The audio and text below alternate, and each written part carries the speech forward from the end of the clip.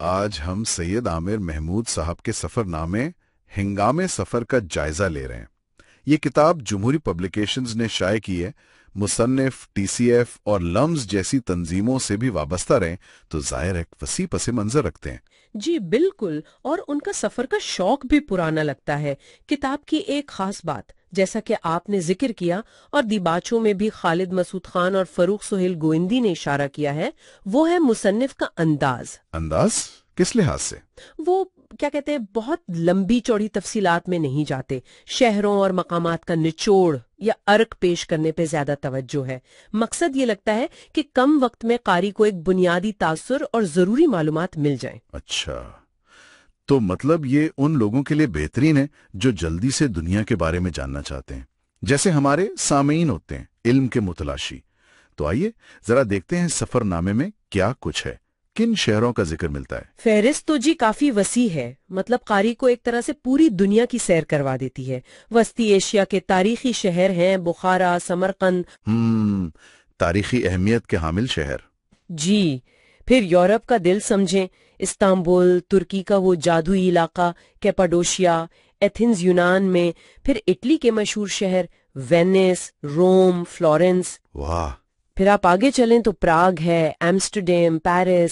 برطانیہ میں بھی کچھ مقامات ہیں، سینٹ اینڈریوز، گراسمیئر، فورٹ ولیم، اور یہاں تک کہ اوسلو، ناروے کا بھی ذکر ہے۔ یہ تو واقعی ایک بہت بڑا کینوس ہے۔ اچھا، اور مصنف کے مشاہدے کا طریقہ کیا ہے؟ مطلب وہ کس طرح دیکھتے ہیں چیزوں کو؟ کوئی خاص بات؟ ہاں، یہ دلچسپ ہے۔ وہ اکثر یوں کرتے ہیں کہ کسی جگہ کا دورہ کرنے کے بعد اس پر تحقیق کرتے ہیں۔ پہلے دورہ پھر تحقیق، یہ تو الٹ لگ رہا ہے۔ جی، لیکن اس کا فائدہ وہ یہ بتاتے ہیں کہ جو پہلا تاثر ہوتا ہے نا، وہ بالکل تازہ اور ذاتی رہتا ہے۔ بعد میں جب وہ تحقیق کرتے ہیں تو اسے تاریخی اور ثقافتی پس منظر مل جاتا ہے۔ تو کتاب میں ذاتی تجربے، جیسے کیپاڈوشیا میں وہ غباروں کی سیر کا تجربہ۔ ہاں، وہ تو بہت مشہور ہے۔ جی، تو وہ تجربہ اور ساتھ میں تاریخی معلومات، دونوں کا ایک امتزاج ملتا ہے۔ کوئی مثال دے سکتی ہیں جہاں یہ امتزاج بہت نمایاں ہو؟ کوئی خاص باب؟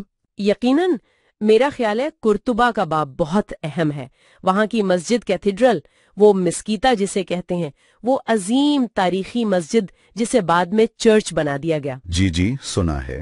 تو مصنف وہاں صرف تاریخ یا فن تعمیر نہیں بتاتے، بلکہ وہ اس جگہ کے اندر جو ایک عجیب سا احساس ہے نا، جہاں مسلم اور عیسائی تہذیبوں کے نشانات ایک دوسرے سے گتھم گتھا ہیں، اسے پکڑنے کی کوشش کرتے ہیں۔ وہ لکھتے ہیں کہ کیسے ان ہزار ستونوں کے جنگل میں روشنی اور سائی کا کھیل تاریخ کی ان تہوں کو جیسے مجسم کر دیتا ہے۔ اور پھر علامہ اقبال کی نظم کا حوالہ مسجد قرطبہ، جی، وہ اس تجربے کو اور گہرا کر دیتا ہے۔ یہ واقعی ایک بہت ہی گہری بات محسوس ہوتی ہے۔ کوئی اور شہر جہاں ان کا مشاہدہ روایتی سیاحتی باتوں سے ذرا ہٹ کر لگا ہو؟ ایمسٹرڈیم کا ذکر دیکھ لیں۔ عام طور پر لوگ نہروں کی بات کرتے ہیں یا وہاں کی آزادی کی فضا کی، لیکن مصنف وہاں کی سائیکل ثقافت پر ایک بہت دلچسپ زاویہ لاتے ہیں۔ سائیکل ثقافت؟ جی، وہ صرف یہ نہیں بتاتے ہیں کہ جی وہاں سائیکلیں بہت ہیں، بلکہ وہ یہ مشاہدہ کرتے ہیں کہ سائیکل وہاں صرف ٹرانسپورٹ کا ذریعہ نہیں، بلکہ سماجی میل جول، شہری منصوبہ بندی، ان سب کا ایک لازمی حصہ ہے۔ ایک مربوط نظام ہے جس نے شہر کی رفتار اور لوگوں کے آپسی تعلق تک کو بدلا ہے۔ اچھا، یہ تو ایک نیا نقطہ ہے۔ تو یہ جو اختصار ہے شہروں کا جوہر پیش کرنا، یہ کتاب کو تیز رفتار تو بناتا ہوگا، قاری بور نہیں ہوتا ہوگا؟ بالکل، آپ آسانی سے ایک شہر سے دوسرے شہر، مطلب وینس کی نہروں سے نکل کر پراگ کی وہ فلکیاتی گھڑی دیکھ رہے ہوتے ہیں۔ ہر باب ایک نئی دنیا ہے۔ لیکن یہاں ایک سوال بھی آتا ہے ذہن میں، یہ جو اتنی تیزی ہے، یہ اختصار، کیا اس سے کہیں گہرائی کم تو نہیں ہو جاتی؟ کیا چند صفحوں میں کسی شہر کی پوری روح کو سمیٹنا ممکن ہے؟ ہاں، یہ بہت اہم نقطہ ہے، اور یہ ایک طرح کا آپ کہہ لیں کہ ٹریڈ آف ہے، سمجھوتا ہے۔ جو قاری کسی ایک ہی جگہ پر بہت گہرائی میں جانا چاہتا ہے، اسے شاید لگے کہ ابھی بات مکمل نہیں ہوئی۔ صحیح۔ لیکن شاید مصنف کا مقصد بھی یہی ہے۔ وہ قاری کو دنیا کے مختلف رنگ دکھانا چاہتے ہیں، ان کی بنیادی شناخت سے متعارف کروانا چاہتے ہیں، اور میرے خیال میں اس مقصد میں وہ کامیاب ہیں۔ اور ہاں، کتاب میں وہ جو خاکیں ہیں، سکیچز، جی، ان کا بھی ذکر تھا۔ وہ ہر باب کے شروع میں ایک بصری تاثر دیتے ہیں جو اختصار کے باوجود تجربے کو زیادہ ریچر بنا دیتے ہیں۔ تو مجموعی طور پر ان ذرائع سے ہم یہ کہہ سکتے ہیں کہ ہنگامِ سفر ان پڑھنے والوں کے لیے خاصی مفید کتاب ہے جو دنیا کے مشہور شہروں کے بارے میں بنیادی معلومات اور ایک مستند سا تاثر وہ بھی تیزی سے حاصل کرنا چاہتے ہیں۔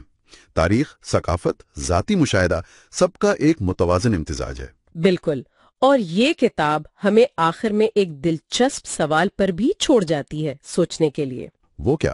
یہی کہ یہ کتاب بہت سے مقامات کا خلاصہ یا جوہر دیتی ہے، تو کیا دنیا کو سمجھنے کے لیے یہ طریقہ زیادہ مؤثر ہے کہ کئی جگہوں کا اس طرح تیزی سے جوہر جان لیا جائے، یا پھر یہ بہتر ہے کہ کسی ایک جگہ پر پوری توجہ مرکوز کر کے اس کی گہرائی میں اترا جائے؟ علم حاصل کرنے کے حوالے سے وسعت بمقابلہ گہرائی، یہ ایک ایسا سوال ہے جس پر ان ذرائع کو پڑھنے کے بعد مزید غور کیا جا سکتا ہے۔